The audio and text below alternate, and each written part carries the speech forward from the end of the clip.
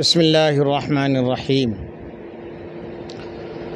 بصرہ میں کوفہ اور بصرہ کا نام تو سنا ہوگا۔ کوفہ تو بہت مشہور ہے، بصرہ بھی ایک بہت بڑا شہر ہے ملک عراق میں۔ بصرہ میں ایک بزرگ تھے جو حضرت مسکی کے نام سے مشہور تھے۔ مسک عربی میں، یہ اردو میں ہے مسک، یہ مسک عربی کا لفظ ہے، اردو میں اس کو مشک کہتے ہیں۔ مسک یہ عربی کا لفظ ہے اور اردو میں اسی کو مشک کہتے ہیں۔ مسک کو اردو میں مشک کہتے ہیں، اور آپ جانتے ہیں کہ مشک جو ہے ایک خوشبو میں سب سے اعلیٰ قسم کی خوشبو ہوتی ہے اور بہت مہنگی خوشبو ہوتی ہے۔ یہ حضرت مسکی رحمۃ اللہ تعالیٰ علیہ، ان کا اصل نام یہ نہیں تھا، لیکن یہ اسی نام سے مشہور ہو گئے۔ وجہ یہ تھی کہ یہ ان کے بدن سے، ان کے کپڑوں سے مشک کی خوشبو آتی تھی۔ سبحان اللہ! جس راستے سے گزرتے وہ راستہ خوشبوؤں سے مہک جاتا تھا۔ جب یہ مسجد میں آتے تو لوگ ان کی خوشبو سے پتہ کر لیتے کہ حضرت مسکی مسجد میں تشریف لے آئے۔ ایک مرتبہ کسی نے ان سے پوچھا کہ حضرت آپ کون سی خوشبو استعمال کرتے ہیں، کہاں سے لاتے ہیں خوشبو خرید کر، ہمیں بھی تو بتائیے وہ دکان کہ ہم وہاں سے خرید کر لائیں۔ آپ جیسی خوشبو آپ استعمال کرتے ہیں، کیا بہت مہنگی خوشبو ہے، کس بازار سے لاتے ہیں، کہاں سے لاتے ہیں؟ تو انہوں نے اپنا واقعہ بیان کیا کہ میں یہ خوشبو کہاں سے لاتا ہوں، کیسے لاتا ہوں، اور یہ کون سی خوشبو ہے۔ کیا آپ بھی سننا چاہیں گے یہ کون سی خوشبو تھی؟ یہ کوئی دنیا کی خوشبو نہیں تھی، کسی بازار سے خریدی ہوئی خوشبو نہیں تھی، کوئی عطر یا کوئی اس طرح کی خوشبودار چیز نہیں تھی جس کے ذریعے سے یہ ان کے بدن یا ان کے کپڑوں سے خوشبو آتی تھی۔ یہ واقعہ آپ انشاءاللہ سنیں گے، دل باغ باغ ہو جائے گا۔ لیکن آپ سے گزارش ہے کہ اگر آپ میرے اس چینل میں نئے ہیں تو آپ اس کو سبسکرائب بھی کریں، اور آپ کو یہ واقعہ اچھا لگے، کتابی واقعہ ہے، بزرگوں نے بیان کیا ہے، آپ کو اچھا لگے تو اپنے یار دوستوں تک پہنچائیں، اس کو شیئر بھی کریں اور لائک بھی کریں۔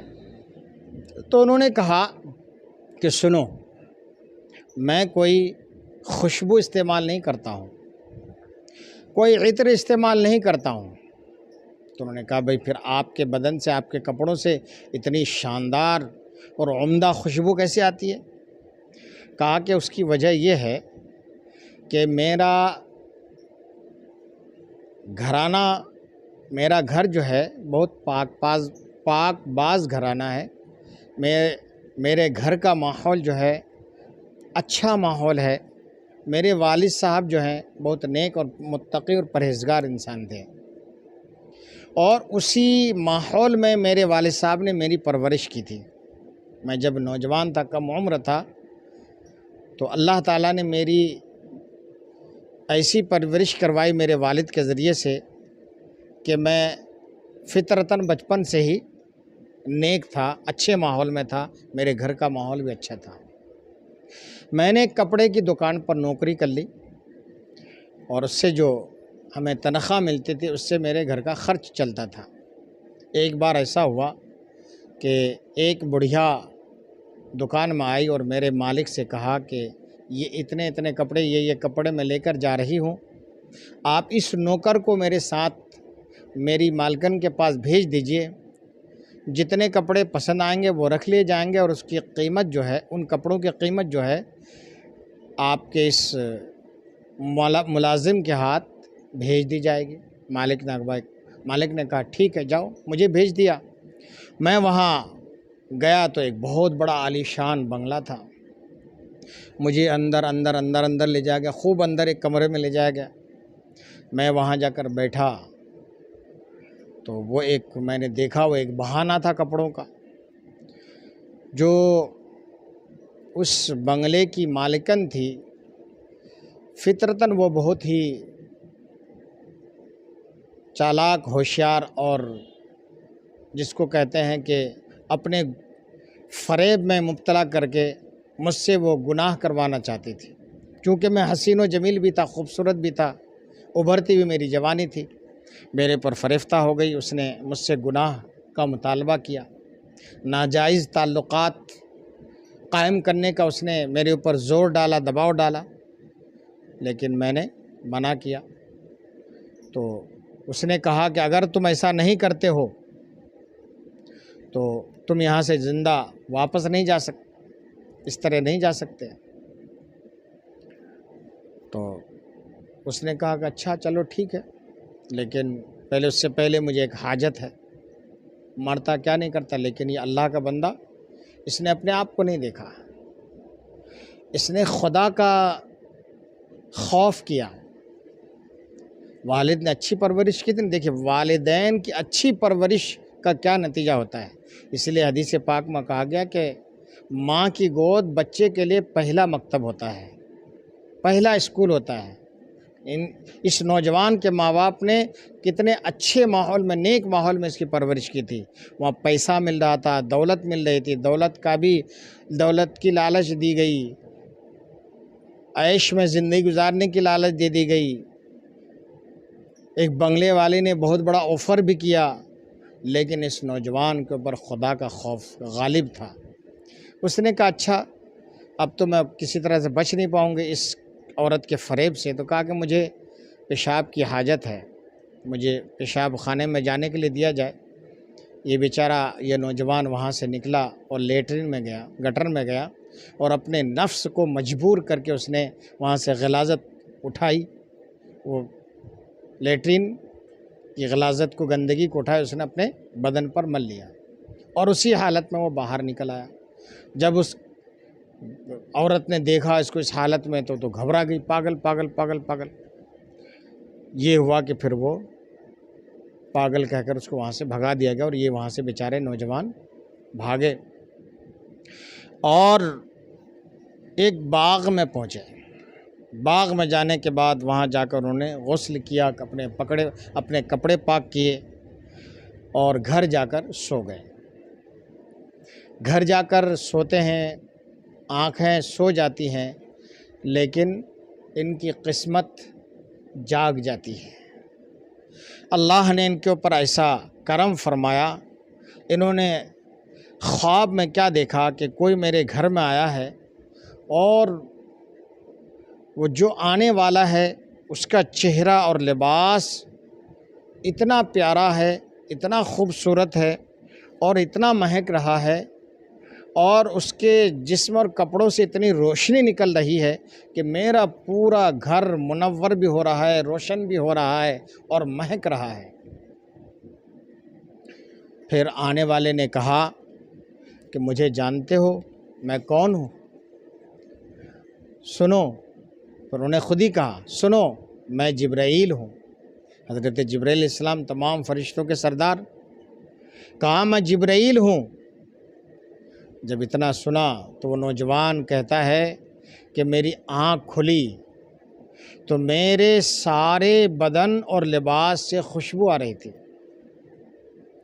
خواب کی حالت میں منقول ہے کہ خواب کی حالت میں حضرت جبرائیل نے اس نوجوان کے جسم پر اپنا نورانی ہاتھ پھیر دیے۔ تو یہ نوجوان کہتا ہے کہ جب میں خواب سے بیدار ہوا، جب میری آنکھ کھلی تو میرے جسم سے اور میرے کپڑوں سے خوشبو آ رہی تھی۔ کہا کہ یہ جو آج تم خوشبو محسوس کر رہے ہو، اب اس نے اپنا راز ظاہر کیا اور کہا کہ آج جو میرے جسم سے تمہیں خوشبو محسوس ہو رہی ہے، میرے کپڑوں سے جو تمہیں خوشبو آتی ہوئی دکھائی دے رہی ہے، یہ وہی حضرت جبرائیل علیہ السلام کے خوشبودار ہاتھوں کی تاثیر ہے جو انہوں نے میرے گھر آ کر، میرے خواب میں آ کر میرے جسم پر پھیرا تھا۔ یہ اسی خوشبو کی تاثیر ہے۔ اسی دن سے یہ جناب جب عمر کے آخری حصے میں پہنچے تو حضرت مسکی کے نام سے، یعنی مشک والے حضرت کے نام سے مشہور ہو گئے۔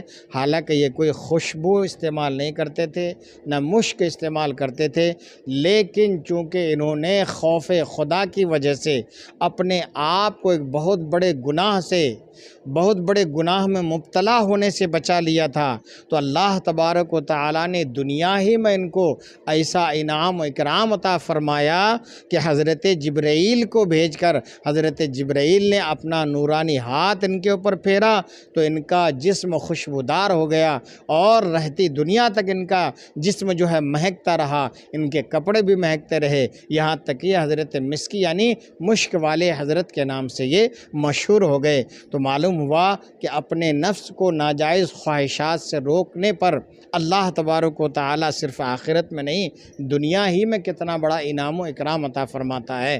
اور اللہ رب العزت نے اپنے مقدس کلام پاک کے اندر ارشاد فرمایا ہے وَأَمَّا مَنْ خَافَ مَقَامَ رَبِّهِ وَنَهَى النَّفْسَ عَنِ الْهَوَىٰ فَإِنَّ الْجَنَّةَ هِيَ الْمَأْوَىٰ فَإِنَّ الْجَنَّةَ هِيَ الْمَأْوَىٰ، جس کا ترجمہ یہ ہے اور وہ جو اپنے رب کے حضور کھڑے ہونے سے ڈرا۔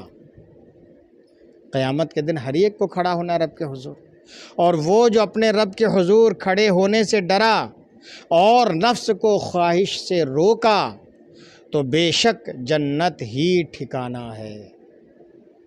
تو ہمیں اور آپ کو چاہیے کہ اگر کبھی ایسا موقع ہمارے سامنے آ جائے، ایسا کوئی فریب دینے والا یا دینے والی ہماری نگاہوں کے سامنے ہماری ذات سے وابستہ ہو جائے تو ان دنیا کے فریب میں مت آنا، اور اللہ سے توفیق بھی مانگنا کہ اللہ تعالی ہمیں ان فریب کاروں سے بچائے رکھے، گناہوں کے دلدل سے ہمیں بچائے رکھے، اللہ کا خوف کھاتے رہیں۔ اللہ کا جب ہم خوف کھائیں گے جیسا کہ اس نوجوان نے کھایا تھا تو اللہ تبارک و تعالیٰ نے دنیا ہی میں انعام و کرام سے نوازا، اور آخرت میں یقیناً اس کا صلہ اور بدلہ ملے گا۔ تو اللہ رب العزت کا فرمان ہے اور وہ جو اپنے رب کے حضور کھڑے ہونے سے ڈرا، یعنی مطلب یہ ہے کہ جب مجھے معلوم ہے، آپ کو معلوم ہے کہ میں دنیا میں جو کچھ کروں گا اپنے رب کے حضور میدان محشر میں کھڑے ہو کر سب کا جواب دینا ہے، تو پھر گناہوں سے ہم بچ جائیں گے۔ کھڑے ہونے کا مطلب یہ ہے، کھڑے ہونے کا مطلب نہیں کہ وہاں کھڑے رہیں گے، صرف وہاں کھڑے ہو کر رب کی عدالت میں ہمیں ایک ایک ذرے قطرے کا حساب دینا ہے۔ تو جب یہاں ہم اس چیز کو اپنے ذہن میں دماغ میں بسائے رکھیں گے کہ ہم جو کچھ کریں گے اس کا ہمیں وہاں رب کے حضور کھڑے ہو کر جواب دینا ہے، تو انشاءاللہ ہم پھر اللہ کی نافرمانی والے کام سے، اس کے حبیب صلی اللہ تعالیٰ علیہ وسلم کی نافرمانی والے کام سے ہم بچ جائیں گے۔ تو اور وہ جو اپنے رب کے حضور کھڑے ہونے سے ڈرا اور نفس کو خواہش سے روکا تو بے شک جنت ہی ٹھکانہ ہے۔ جنت تو اللہ تعالیٰ نے ہمارے ہی لیے بنایا ہے۔ کس کے لیے بنا؟ اپنے نیک بندوں ہی کے لیے تو بنایا ہے۔ تو اس لیے ہم نیک بنیں، نیکیاں کریں، اپنے بچوں کو بھی نیک بنائیں۔ اللہ رب العزت ہمیں نیک بننے کی توفیق عطا فرمائے، نیکیاں کرنے کی توفیق عطا فرمائے۔ آمین ثم آمین۔